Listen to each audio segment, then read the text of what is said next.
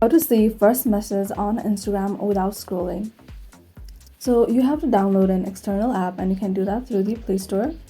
So go ahead and search for Tap Scroll or any other scrolling app and then install it.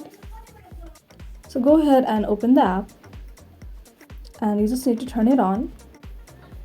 So you do have to allow the accessibility permission to use the app, so just click this and then tap on downloaded apps and then tap on this and go ahead and turn it on.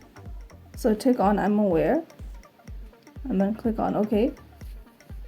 So go ahead and turn it on and then go to your Instagram.